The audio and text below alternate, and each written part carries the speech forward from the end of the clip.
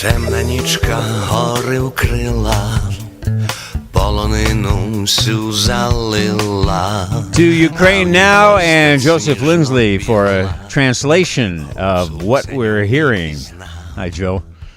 Hey, Bob. Good afternoon from Kharkiv, 30 miles from Russia. And this is the music of Ukrainian band Mrtvey Pivin, which means dead rooster. And the voice is my friend, the late Misko Barbara, a very well-known Ukrainian musician. And he's singing his version of a Carpathian mountain folk song. And as we listen to this song, kind of put yourself in this scenario. You hear this music. Imagine you are in a hidden forest far outside of the city. It's a hot summer day. There's a band playing this very song on a ridge.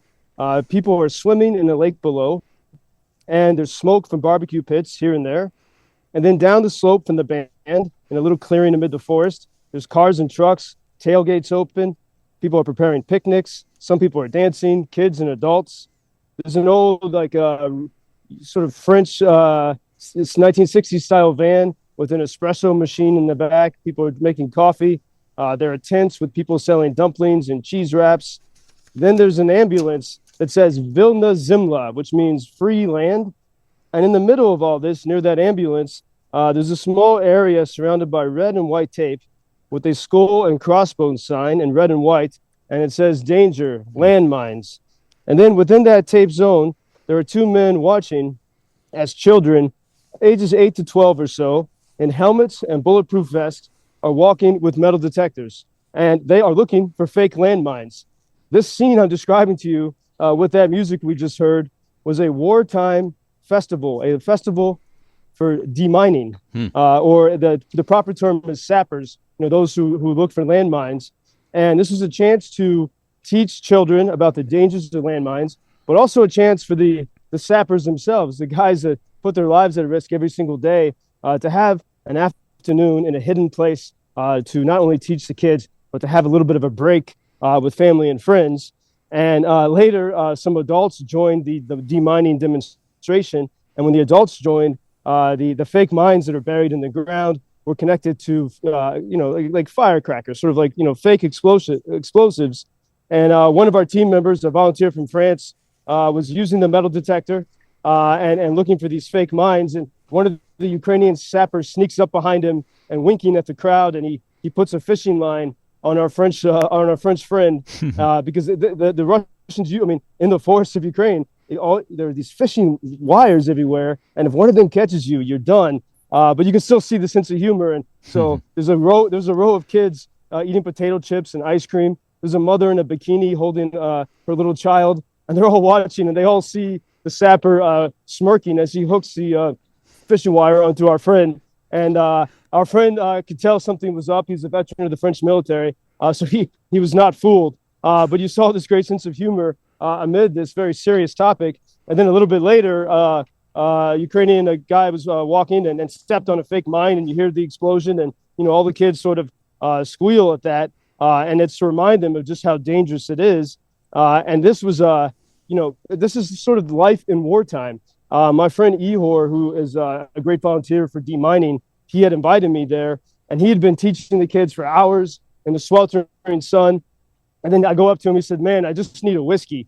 And fortunately, some friends had brought an enormous 3-liter bottle of Jack Daniels. Ihor's wife had made field porridge, sort of the same food that the soldiers eat in the trenches. It's like a porridge with pork and very buttery sort of grits. Really pretty tasty, good energy. And everyone's sitting there having a barbecue, swimming, sharing food, drink, and stories. Among the people in this crowd, there's some who've been badly wounded. You realize that sometime when you go to shake someone's hand and you realize it's not a complete hand.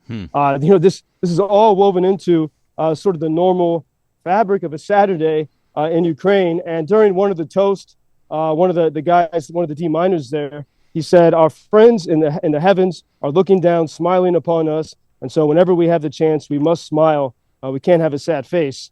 And, the location of that event was hidden because if the enemy knows something like this is going to happen, you become a target. And so no one could film. You're with your friends, but you can't film yourself having a good time. Also because you want to put on a strong face for the enemy. You can't show scenes of people having a drink even because sometimes that falls in, even in America, people misinterpret that. But people do need these moments of recharge, even though it is always infused with a purpose.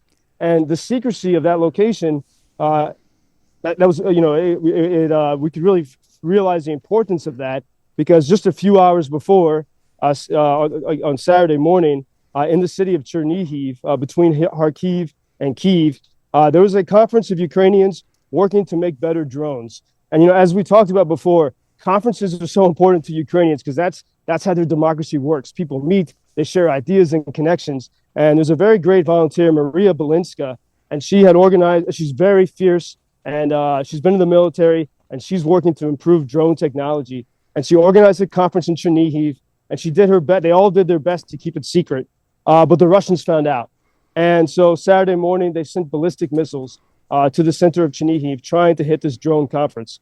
It was really terrible. And then to add to the awfulness of Saturday morning, Saturday in Ukraine it's called the Apple Feast of the Saviour, or the Feast of the Transfiguration. It's a big religious holiday, and on this holiday, people bring baskets of apples to the church.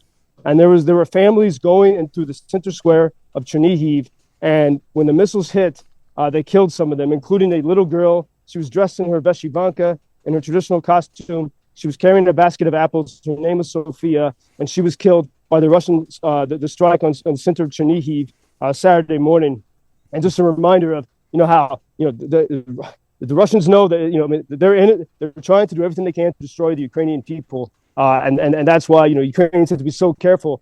But it's hard because this is, anywhere in this country is a potential target. And that was a heavy reminder on Saturday. I'm always struck by the pictures you paint, Joseph, of two worlds there, humor in the face of horror, R&R in cafes and beautiful parks, and missile and drone attacks. I only have a half a minute here before we have to break and get to the news, but I just wanted to get your quick take on this business of the Netherlands and Denmark giving Ukraine F-16s. Is that going to eventually be a game changer, do you think? It's very essential. People are very happy about this. The Netherlands and the Kingdom of Denmark needed permission from the United States. That permission finally came. Over the next about a year and a half, they promised, I think, 61 F-16s, which is huge. These are already needed now, but this is maybe the first opening, hopefully, the floodgates of more such jets coming to Ukraine. Because without air superiority, it's going to be impossible to get a decisive victory. So people are very grateful. And that's why President Zelensky, when he was in Denmark, the hope is that this will get more nations, especially the United States, to start giving F-16s to Ukraine. Joseph Lindsley, our thanks as always. We look forward to our chat tomorrow. Thank you, Bob. Until tomorrow. All right. Be safe. And by the way, I'm standing here as we were talking. We didn't have time to go to it on the show, but this is where the old Hemingway Club was. There's Mr. Hemingway himself. And I was here in February 2022, just a few weeks before the big invasion. And down here, the pub was underground.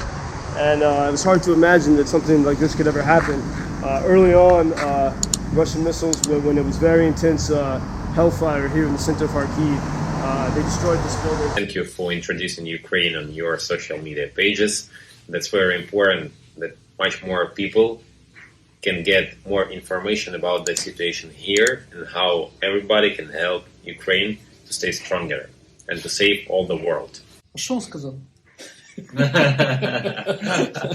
Well, which side are you on? На чьей ты стороне? Come on now. Oh, which side are you on? На чьей ты стороне?